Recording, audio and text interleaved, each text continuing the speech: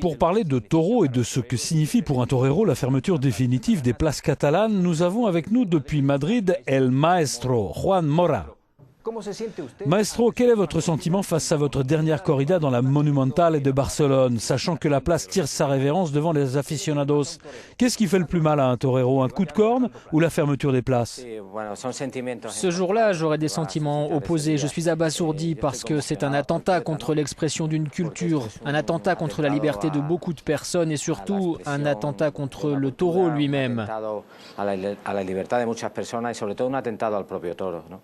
La Monumental de Barcelone a été inaugurée en 1914. Elle est classée au patrimoine architectural de la ville. Que signifie pour le monde du taureau la fermeture d'une place si emblématique?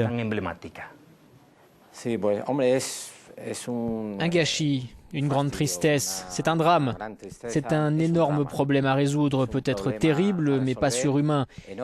Ces choses se sont déjà passées dans l'histoire de la tauromachie. Il y a eu des rois qui ont interdit à l'époque, dans certaines zones de la péninsule, de fêter la tauromachie. C'est l'espoir que nous portons.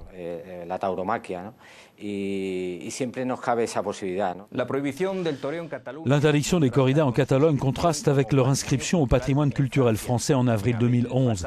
La France va-t-elle finir par devenir un refuge pour les aficionados et toreros espagnols?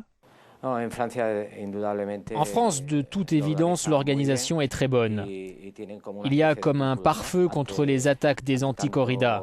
Parce que les anti-taureaux, surtout, s'expriment de manière très violente, alors que le raisonnable serait de tempérer les choses, de mesurer ce qu'on dit et d'employer les mots adéquats. Par exemple, à Nîmes, en septembre, ils ont dégradé une statue devant la porte principale de la reine, la statue d'un torero tué par un taureau. Agredieron a la estatua que hay allí en la plaza principal, o sea, en la puerta principal, la estatua de un torero muerto por un toro, ¿no? En Espagne, de moins en moins de gens vont aux arènes et une bonne partie de l'opinion, surtout hors de l'Espagne, considère la corrida d'un archaïsme cruel. Pourquoi est-ce si important de tuer le taureau dans l'arène? Ne faudrait-il pas laisser vivre le taureau pour que la corrida puisse exister? ¿No habrá que dejar vivir al toro para que siga viviendo el toreo? Il y a beaucoup d'ignorance sur ce sujet. Il faudrait se renseigner. Et il faut surtout savoir que le taureau, s'il ne vit pas par la tauromachie, finira par disparaître. Le taureau est un animal très compliqué et difficile à élever à la campagne.